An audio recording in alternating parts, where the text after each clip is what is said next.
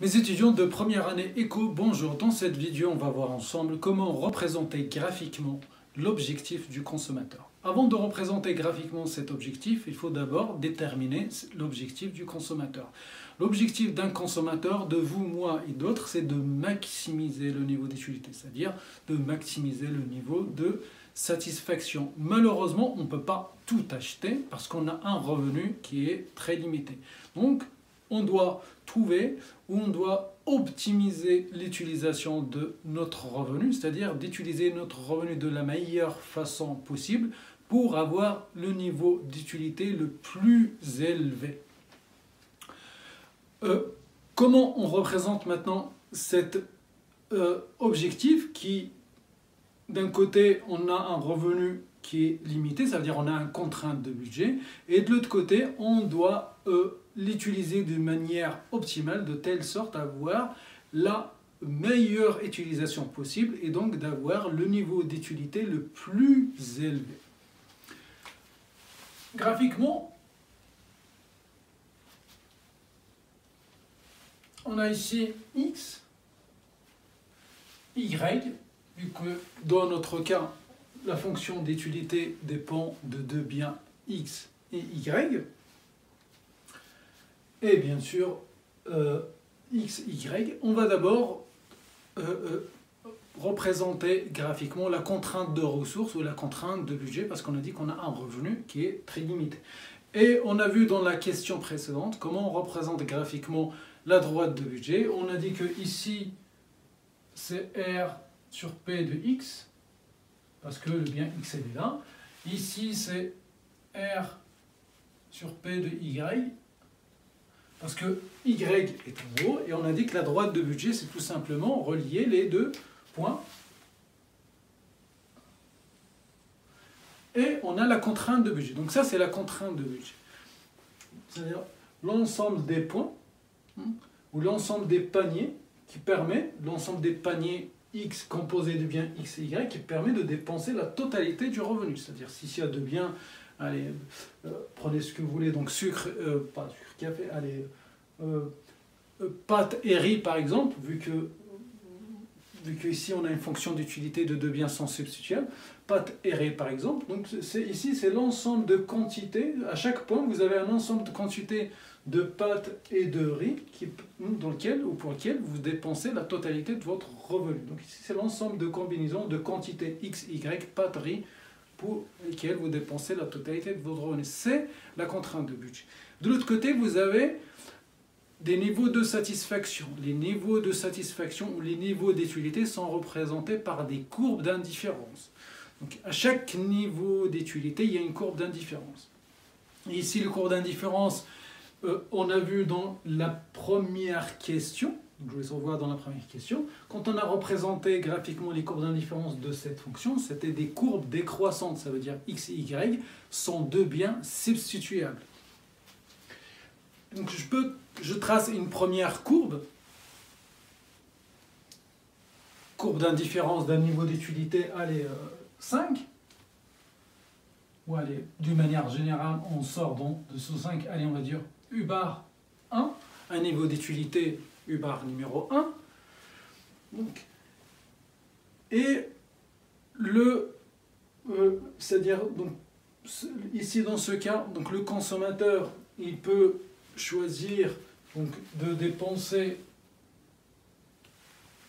la totalité de son revenu en choisissant ce combinaison X1 et Y1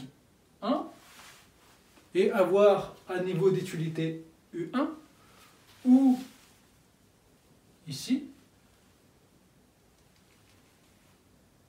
toujours la même chose, X1' vu que ça coupe deux fois, Y1' et avoir un niveau d'utilité U1. Sauf qu'on a dit que le consommateur ne cherche pas qu'à acheter, ou acheter n'importe quelle quantité, ou dépenser son revenu de n'importe quelle façon. Non, il faut qu'il le dépense d'une manière optimale, c'est-à-dire de telle sorte à avoir le niveau d'utilité le plus élevé. Donc forcément, il a ce niveau d'utilité, mais il y a d'autres niveaux d'utilité il y a d'autres niveaux d'utilité qui sont supérieurs à U1 donc, et qui sont réalisables parce qu'ils coupent la droite de budget. Donc il peut aussi avoir ce niveau d'utilité en consommant ce panier ou ce panier. C'est-à-dire en achetant ce panier ou ce panier, il peut avoir un niveau d'utilité 2 qui est supérieur à U1. Donc U2 est préférable à U1. Donc les consommateurs étant rationnels, il va préférer toujours U2 à U1. Il y a d'autres courbes d'indifférence qui passent par, qui coupent. Et on a un niveau d'utilité 1 et 3. Et le consommateur, pareil, peut décider d'acheter ce panier et d'avoir un niveau d'utilité U3 qui est supérieur à U2 et qui est supérieur à 1. Le consommateur étant un agent rationnel, il va préférer tout le temps U3 à U2 à U1. U3 où le niveau d'utilité U3 est réalisable parce que la courbe d'indifférence coupe la droite de budget. Il est réalisable. Il peut atteindre le niveau 3. Il y a d'autres courbes d'indifférence U bar 4, mais U bar 4, c'est un niveau d'utilité qui est supérieur à U3, mais il n'est pas réalisable parce qu'il ne coupe pas la droite de budget, c'est-à-dire il coûte plus cher que son revenu. Donc, il ne peut pas atteindre le niveau d'utilité U4 parce que pour avoir le niveau d'utilité 4, il faut un revenu supérieur à ce qu'il possède. Donc U4 n'est pas réalisable.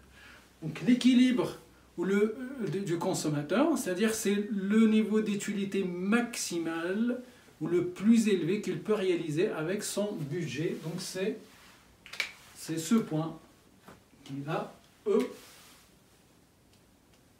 On va dire c'est la meilleure utilisation possible de son revenu qui lui permet d'avoir un niveau d'utilité U3 le plus élevé possible et donc il va consommer X étoiles pour dire que c'est l'équilibre, la meilleure quantité de X possible et Y étoiles. Voilà comment on détermine graphiquement l'objectif du consommateur. Et là, une contrainte de budget. On a des niveaux d'utilité. Plus on s'éloigne, plus le niveau d'utilité est important. Il y a des niveaux d'utilité qui sont réalisables, mais qui procurent un niveau d'utilité inférieur à ce qui est possible. Et donc, l'équilibre, l'objectif du consommateur, c'est de réaliser ou d'avoir un niveau de satisfaction le plus élevé. Le plus élevé, ça veut dire le plus éloigné. Et qui est réalisable, qu'il coupe la droite de budget. Donc, je résume comment on détermine l'objectif. C'est tout simplement l'intersection de la droite de budget avec la courbe d'indifférence le plus éloigné du point d'origine. On a une phrase, comment on détermine graphiquement l'objectif du consommateur, je répète, c'est l'intersection de la droite de budget avec la courbe d'indifférence, mais pas n'importe lequel, avec la courbe d'indifférence le plus éloigné du point d'origine. Ici, la courbe d'indifférence le plus éloigné de l'origine et qui coupe la droite de budget, donc c'est bien celui-là. Et donc c'est le point E.